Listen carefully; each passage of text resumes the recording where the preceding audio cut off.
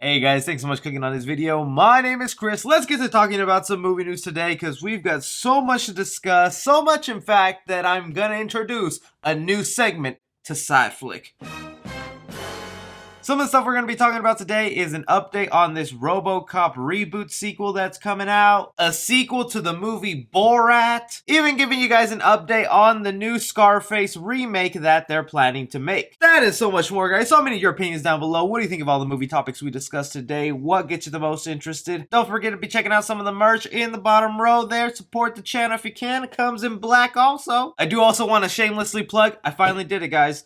I had to do it. I joined TikTok so I could learn the WAP. Last night I posted my first TikTok. You guys can follow me at 3C Films. I'll be posting a lot more content on there. You'll definitely get something new from me tonight. So check out my first video and add me. You like the cringiness on here? You'll love the cringiness on there. But as always, don't forget to hit that like button just to show your love for some side flick in your life. Alright, so let's start off with this Robocop news. A lot of you guys might not know, but there is a Robocop reboot / sequel in the works. We're going to be getting a sequel to the original Robocop movie that came to us in 1987, except it's also going to be ignoring the sequels 2 and 3, working itself as a reboot, setting it in modern times, following a much older Alex Murphy Robocop. Everything seemed really awesome with the project, especially with the director they had on board, Neil Blomkamp, who brought us movies like District 9 and Chappie, until out of nowhere he decided to leave that movie for a different project. So instead, Robocop Returns is going to be directed by Abe Forsyth, who brought us movies like Little Monsters. Well, the original scriptwriter of the first Robocop revealed that he's working with MGM to give us a live-action series that has nothing to do with Robocop, but is set in the world of Robocop. He reveals it has all cool stuff about Robocop, except no Robocop.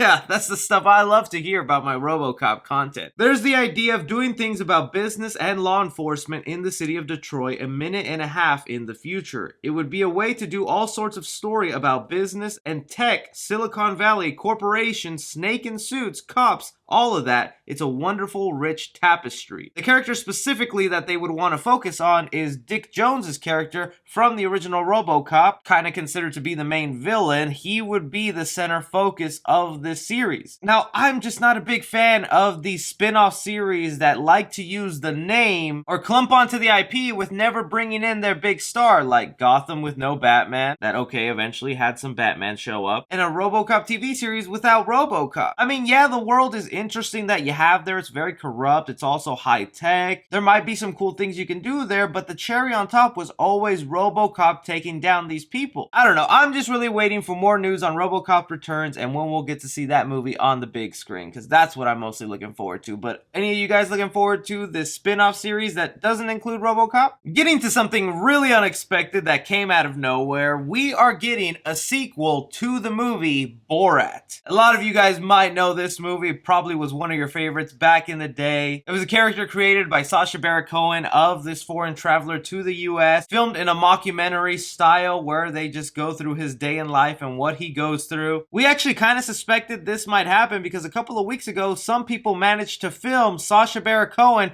driving and filming in the Borat character. So it was like, oh, maybe we were going to get a little short film about it, something small on the subject. No, we are getting an entire movie that has already been shot, completed, and is now just waiting to be released. I think the Borat character is extremely funny. I remember watching it in high school as a freshman and thinking that this was a real person, that this was an actual documentary being made, only to find out years later it was an actor acting and everything was basically stage, and my world was shattered. I am a big fan of Sacha Baron Cohen's style of comedy, how offensive and crude it could be in today's times where everyone gets canceled for anything and everything. I think it's going to be kind of refreshing to get this type of movie. So I'm really looking forward to this thing. Plot details go as that this will follow Borat coming back to the US, thinking that the first movie has made him super famous. So in the sequel, he's going to be hiding, avoiding everybody, thinking he's a megastar when people really don't care. How do you guys feel about Borat 2, and will you be watching it? Jumping onto a movie that is arguably a classic, so much so that there was an uproar when people heard that it's getting a remake. You guys know I talked about this on a previous side flick, but Scarface is set to get a remake by director Luca Guadagnino, the same guy who brought us Suspiria, and he's recently given an update on where the situation for that movie is, where it's headed, and I think this might ease some people who were hesitant on the project. This is what he had to say. The truth is that I'm interested in the Tony Montana character. He's a symptom of the American dream, and I think these movies are made for their time. My own Scarface will arrive 40 years after the previous one.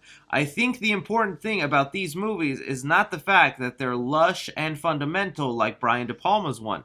The important thing is knowing that Tony Montana is an archetypal character. Continuing on about when asked what the rating of the film will be, he said, I told you about Suspiria and I kept my promise to you then. I think I will surprise you with this movie too. Brian De Palma's movie was rated R, so I want a big R on my movie too. So that's kind of cool to hear. In a way, from what it sounds like, this is more of a sequel to Scarface more than a straight up remake. You guys know me on this channel, I'm perfectly fine with sequels, reboots, remakes. My only dilemma is if you make a remake, don't make it the exact same movie as before, just throwing in small modern elements. That's where a movie just ends up stale and useless. And for what it sounds like, this is more of a sequel where it takes place in the same world from Tony Montana's character only 40 years later, setting it in our modern time, and it'll basically be following another person rising to fame, building an empire, becoming so corrupt, and you guys all know the ending of Scarface. With any other director, I might have been hesitant, but Luca Guadagnino is really good at what he does. He manages to craft characters so well and tell a story in an elegant way. He's already been nominated for Oscars before, so I think this is going to turn out good. But you guys hearing about what he's planning to do with his version of Scarface, how do you guys feel about it, and what would you like to see done in it? Getting to a new segment I want to introduce here on Side Flick, now that we finally have enough trailers coming out every other week. It's something I've been wanting to do for the longest on this show, but just was never able to because we were just not getting any trailers because of the pandemic. But now with movies like New Mutants and Tenet's out in theaters, trailers are pumping out left and right now that studios know a theater will be open in time for their movie to be released. For those of you guys who listen to the podcast, you might already be familiar with this segment, but I like to call it Trailer Trash, in where we look at a trailer and determine if it's trash or treasure. Because as you guys know, one man's trash is another man's treasure. And we've got a ton of trailers here. A lot of horror movie trailers too, but the first one that came out that was a big splash is the Dune trailer. Now I did go ahead and make a trailer breakdown on this for 10 things you missed, also explaining it and dumbing down the world of Dune for people who know nothing about this. So if you want more in depth into what was going on in this trailer, check out that video. But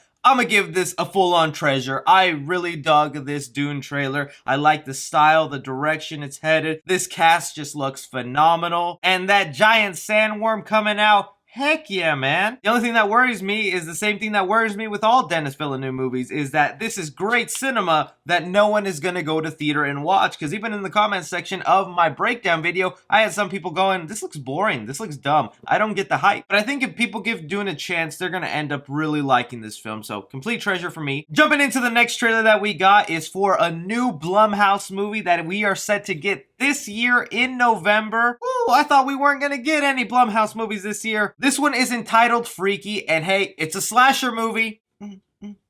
Automatic treasure right there. But when you watch the trailer, it's basically a horror version of the movie Freaky Friday. Heck, it even has the word freaky in the title. From the trailer, it looks like it follows a group of high school kids, specifically this one cheerleader who gets hunted down by a local serial killer, only for them to switch bodies. From there, we see the cheerleader having to convince her friends that she is her friend and not the actual killer, and that they need to stop the person in her body because that person is going out attacking their friends. It looks like it could be a lot of fun. It's also from the same director who brought us Happy Death Day. I like the first movie, not so much a fan of the second one, and this very much fits the tone of that world. Also, huge Vince Vaughn fan, so I'm gonna be checking it out just for him. I just wish slasher movies took things more seriously and they weren't always just these high concept comedies. You guys gonna be checking out Freaky later this year? Another trailer that was released today, not one that is going to theaters, but I still consider a big movie because of all the stars in here. It's another Netflix Adam Sandler movie entitled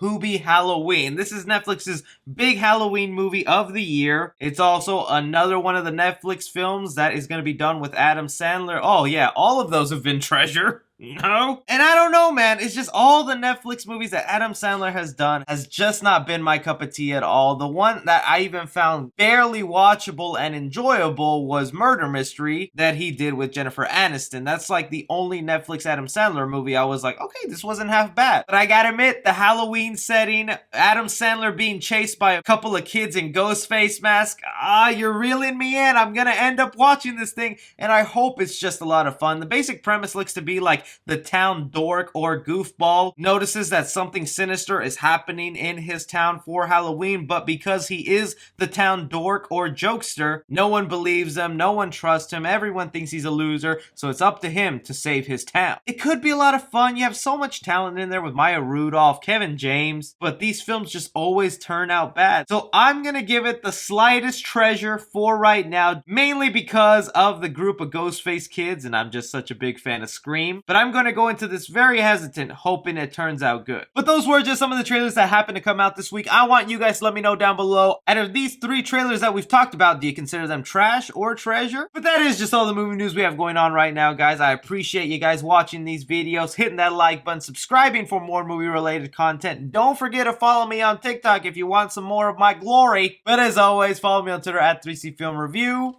My name is Chris. Take care.